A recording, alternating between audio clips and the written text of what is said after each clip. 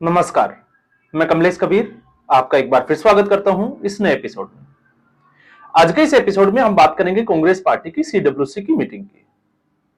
कल आपको पता ही होगा सीडब्ल्यूसी की मीटिंग हुई और सीडब्ल्यूसी की मीटिंग चर्चा में क्यों रही, उसके कारण पहला कारण शशि थरूर का उस मीटिंग में पहुंचना भागते हुए दौड़ते हुए, क्योंकि पिछले कुछ दिनों से अगर आप नजर डालोगे तो शशि थरूर ने कांग्रेस पार्टी की ऐसी किसी मीटिंग से जो है वो हर बार दूरी बना के रखी।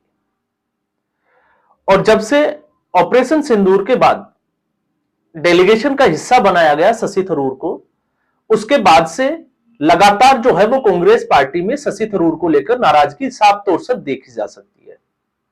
और उसके बाद में नाराजगी जो है वो इस कदर जो है वो बढ़ जाती है। आपने देखा, इससे पहले भी वीडियो में हमने बात की थी कि कांग्रेस पार्टी में इस वक्त केसी वेणुगोपाल संगठन महासचिव का पद छोड़ने के लिए तैयार बैठे हैं।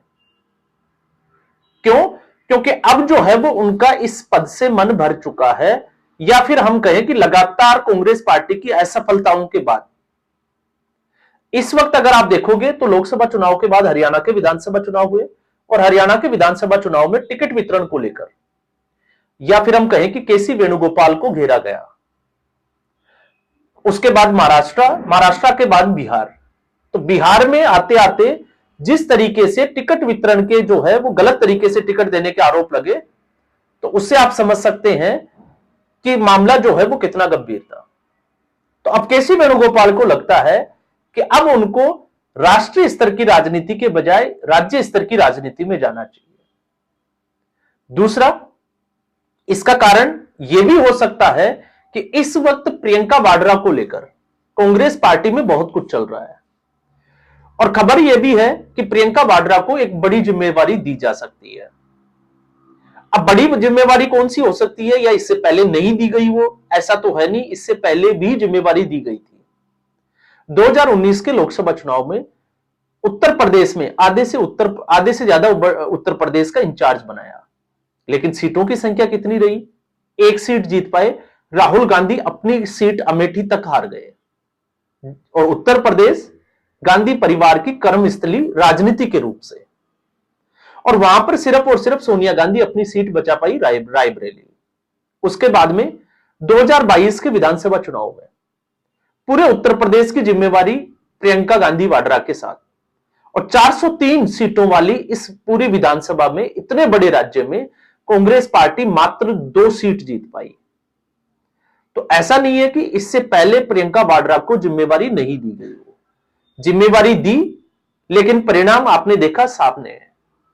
अब इस वक्त चर्चाएं इसलिए जोरों से हैं क्योंकि प्रियंका वाड्रा की मुलाकात होती है प्रशांत किशोर के साथ, और प्रियंका वाड्रा, जैसे आप देखोगे, चाहे सचिन पायलट हो, नवजोत सिंह सिद्धू या नवजोत कौर सिद्धू का जो स्टेटमेंट आया, तो लगातार जो है वो प्रियंका वाड्रा की तारीफ करना। अब ऐसी स्थिति में कयास ये लगाए जा रहे हैं कि कांग्रेस पार्टी 2026 में एआईसीसी का गठन करने वाला है, इलेक्शन कमेटी का, जो सिर्फ और सिर्फ इलेक्शन के बारे में जो है वो फैसले लेगी, और उसका हेड जो है वो प्रियंका वाड्रा को बनाया जा सकता है।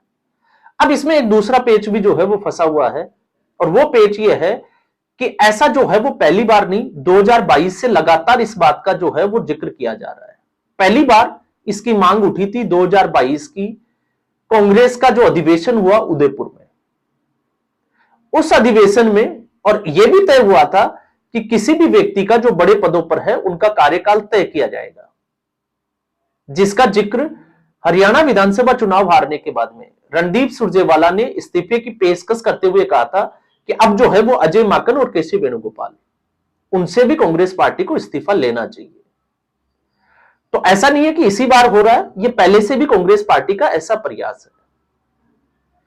तो बिहार के चुनाव ने इस देश की दशा और दिशा अगर हम देखें राजनीतिक रूप से, तो वो बदल दी है, क्योंकि अब जो कांग्रेस पार्टी थी उसने जहां क्षेत्रीय दलों को कमजोर करने की रणनीति बनाई, लेकिन दूसरी तरफ कांग्रेस पार्टी में ही कुछ स्तर पर जो है वो बगावत के सुर अब जो है वो बारी बारी से उठने लगे हैं। एक आपने देखा मनीष तिवारी, संसद में उनका अगर आप स्पीच देखोगे तो उन्होंने दल बदल जो कानून था उसमें किस तरीके से बदलाव की मांग की, जिसमें किसी भी जो बिल है, अगर उसका मोशन लाया जाता है, बिल जो है वो लोकसभा में पेश किया जाता है, तो पार्टी व्हिप जारी करती है, सांसदों के ऊपर दबाव होता है, तो उससे उसको मुक्त कैसे किया जा सके, उनको फ्री किया जाए कि वो उसके लिए जो है वो किसी भी बिल के फेवर में भी जो है वो मतदान कर सकते हैं और उसके अगेंस्ट भी कर सकते हैं, पार्टी की विचारधारा से अलग। इसके अलावा शशि थरूर जो हमने समझ लिया, और उसकी एक कड़ी जिसकी हमने बात की थी, केरला में भारतीय जनता पार्टी मजबूत हो रही है, तो ऐसी स्थिति में शशि थरूर और केसी वेणुगोपाल दोनों केरल से आते हैं। अब इस बीच मध्य प्रदेश से कांग्रेस पार्टी के दिग्गज नेता दिग्विजय सिंह, अब वो भी कूद पड़े हैं, क्योंकि सीडब्ल्यूसी की मीटिंग से ठीक पहले उनका एक ट्वीट करना और उस ट्वीट के साथ एक फोटो जो है वो वायरल की गई। हालांकि वो फोटो है 2001 से पहले की, जब नरेंद्र मोदी गुजरात के मुख्यमंत्री बने थे, उससे पहले एक मीटिंग में, वो मीटिंग कौन सी थी, आरएसएस की थी या संगठन स्तर की, लेकिन लालकृष्ण आडवाणी के पैरों में नरेंद्र मोदी बैठे हैं, एक तरफ जो है वो अटल बिहारी वाजपेयी बैठे हैं, और उस फोटो के जरिए दिग्विजय सिंह सीधे तौर पर कांग्रेस पार्टी पर, एक तरीके से हम कह सकते हैं, इसको हम ये तो नहीं कह सकते कि दिग्विजय सिंह पार्टी विरोधी गतिविधियों में शामिल है, लेकिन यह जरूर है कि दिग्विजय सिंह सलाह जरूर देते हैं, दे रहे हैं, एक इशारा जरूर कर रहे हैं कि अब कांग्रेस पार्टी में बदलाव का, और बदलाव जो है वो व्यक्ति विशेष का बदलाव नहीं, रणनीति का बदलाव, रणनीतिक बदलाव की जो है वो सख्त जरूरत है। अब रणनीतिक बदलाव का मतलब कांग्रेस पार्टी को अपने संगठन स्तर को मजबूत करना पड़ेगा। तो उस फोटो की अगर आप बारीकी को देखोगे तो दिग्विजय सिंह यह बताना चाह रहे हैं कि भारतीय जनता पार्टी और आरएसएस का संगठन किस तरीके से काम करता है कि एक निचले स्तर के कार्यकर्ता को भी वो प्रधानमंत्री बना सकता है। तो ऐसा कांग्रेस पार्टी में क्यों नहीं हो सकता? तो कांग्रेस पार्टी में इस वक्त दो समस्याएं हैं। पहली समस्या, हरियाणा के विधानसभा चुनाव में जब कांग्रेस पार्टी चुनाव हारती है, तो उसके बाद में फैक्ट फाइंडिंग कमेटी से पहले एक जो मीटिंग हुई थी, और फैक्ट फाइंडिंग कमेटी में एक फैक्ट जो निकल कर आया वो ये था कि कांग्रेस पार्टी संगठन स्तर पर बहुत कमजोर है। तो अब उसका समाधान क्या होना चाहिए? तो उसका समाधान, चाहे वो गुजरात के अधिवेशन की बात करें या हरियाणा की इस फैक्ट फाइंडिंग कमेटी, कि संगठन स्तर पर, जिला स्तर पर जो है वो संगठन को मजबूत किया जाएगा, जिलाध्यक्षों की नियुक्ति की जाएगी। अब हरियाणा विधानसभा चुनाव 2024 में, और अब जो है वो 2025 जाने वाला है। तो ऐसी स्थिति में जो पार्टी एक साल तक अपने नेता प्रतिपक्ष के पद का फाइनल ना कर पाए, और जबरदस्ती जो है वो भूपेंद्र सिंह हुड्डा को हटा नहीं सकती, जो भूपेंद्र सिंह हुड्डा बन गए हैं, तो आप सोच सकते हैं कि जिला स्तर पर कितना काम हुआ होगा। और आज उस पार्टी की स्थिति यह है कि उत्तर प्रदेश जैसे राज्य में, जहां 403 सीटों की विधानसभा है, कांग्रेस पार्टी के पास अपने बीएलए तक नहीं। कांग्रेस पार्टी के जो मुख्यालय है वहां की बिजली तक जो है वो कटी हुई है, वहां पर कोई बड़ा पदाधिकारी जो है वो जाता तक नहीं है। यह कांग्रेस पार्टी की स्थिति है। दूसरा, संगठन स्तर की जब हम बात करते हैं तो आप देखिए 2024 के लोकसभा चुनाव के बाद, क्योंकि 17 में से 6 सीटों पर जीत हासिल हुई थी, तो उनकी धन्यवाद रैली जो है वो अब 2026 में हो रही है। तो यह है कांग्रेस पार्टी के काम करने का तरीका। तो कांग्रेस पार्टी संगठन स्तर पर भले ही जो है वो बड़े बड़े दावे करती हो, कांग्रेस पार्टी में सर्जरी की बात की जाती हो, लेकिन गुजरात जैसे राज्य में, जहां कांग्रेस पार्टी को यह लगता है कि भारतीय जनता पार्टी को अगर हराना है तो उसके गुजरात मॉडल को क्रैक करना पड़ेगा। अब सवाल यह उठता है कि जहां अरविंद केजरीवाल गुजरात में काम कर रहे हैं, तो कांग्रेस पार्टी वहां पर बूथ स्तर पर किस लेवल का काम कर रही है? तो आपको पता चलेगा कि कांग्रेस पार्टी वहां 3 में भी नहीं है और 13 में भी नहीं है।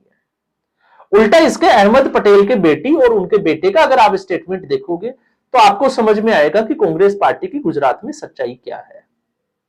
तो दिग्विजय सिंह ने, अगर उनके ऊपर कोई एक्शन लिया जाता है पार्टी विरोधी गतिविधियों का, तो आप समझ सकते हैं कि यह सीधे तौर पर राहुल गांधी को कतई पसंद नहीं है कि राहुल गांधी को कोई राय दे। और अगर इसका उलट अगर हम लेते हैं, तो जो लगता है और जो दिखाई देता है, क्योंकि दिग्विजय सिंह ने यह तो कह दिया कि आरएसएस और वो बीजेपी की विचारधारा के साथ सहमत नहीं है, लेकिन भारतीय जनता पार्टी के और आरएसएस के काम करने के तरीकों को लेकर उन्होंने कांग्रेस पार्टी को एक अलार्मिंग मैसेज जरूर दिया है। क्योंकि भारतीय जनता पार्टी की अगर आप बात करोगे तो इस वक्त भारतीय जनता पार्टी ने संगठन स्तर पर जिस तरीके से चौंकाया है, अब देखिए उत्तर प्रदेश, पंकज चौधरी, शायद ही किसी ने सोचा होगा कि पंकज चौधरी उत्तर प्रदेश भारतीय जनता पार्टी के अध्यक्ष हो सकते हैं। और ऐसा मैं इसलिए कह रहा हूं क्योंकि एक तरीके से एंटी योगी जो टीम है, गुट है, उसके वो सदस्य माने जाते हैं। और ऐसी स्थिति में पंकज चौधरी को उत्तर प्रदेश की कमान सौंप देना, ठीक चुनावों से पहले, 1 साल पहले। दूसरा, नितिन नबीन, जब सब मीडिया चैनल, राजनीतिक विश्लेषक जो है वो 10 से 15 लोगों की लिस्ट लेकर घूम रहे थे और लगातार उनके ऊपर वीडियो बना रहे थे कि ये व्यक्ति भारतीय जनता पार्टी का अध्यक्ष बन सकता है, तो वहां पर निकल कर आते हैं कायस्थ समुदाय के नितिन नबीन, बिहार के, जिनकी उम्र जो है वो मात्र है 45 वर्ष। और ऐसा करके भारतीय जनता पार्टी अपने कार्यकर्ताओं में यह मैसेज देती है कि अगर आप अपनी लगन और मेहनत के साथ काम करते हैं तो आपको उसका इनाम जो है वो किसी भी तरीके से सरप्राइज मोड पे मिल सकता है।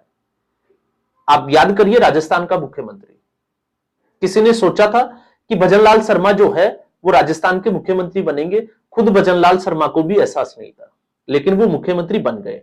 दूसरी तरफ कांग्रेस पार्टी में वह व्यक्ति सचिन पायलट, जिसने 2018 में अध्यक्ष पद पर रहते हुए जिस तरीके से कांग्रेस पार्टी को वो लेकर आए, और बावजूद उसके उनके साथ जो है वो 2.5 साल की डील हुई, लेकिन उनको कभी जो है वो मुख्यमंत्री बनने नहीं दिया गया। तो कांग्रेस पार्टी का पैटर्न जो है वो साफ सुथरा है।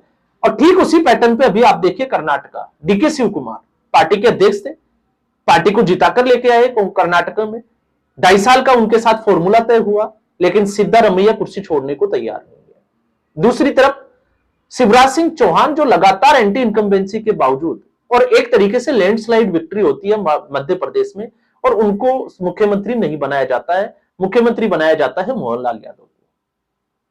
आप दिल्ली का देख लीजिए, सब लोग जो है वो प्रवेश वर्मा के नाम की चर्चा कर रहे थे, क्योंकि नई दिल्ली की सीट से उन्होंने अरविंद केजरीवाल को चुनाव हराया था, लेकिन मुख्यमंत्री बनाया गया रेखा गुप्ता को। तो यह है भारतीय जनता पार्टी और कांग्रेस पार्टी की कार्यशैली में फर्क। और दिग्विजय सिंह साइड जो है वो उसी तरफ इशारा कर रहे हैं, क्योंकि अब जो है वो एक, जिसको हम कहें कि एक सीमा के पार, हार पे हार या असफलता, अब सीधे तौर पर जो है वो पार्टी बनी रहेगी या टूट जाएगी, इसके ऊपर आकर जो है वो रुक जाती है। तो आज के एपिसोड में बस इतना ही। उम्मीद करूंगा वीडियो एपिसोड आपको पसंद आया होगा। वीडियो को लाइक करें, शेयर करें, चैनल जरूर सब्सक्राइब करें। धन्यवाद।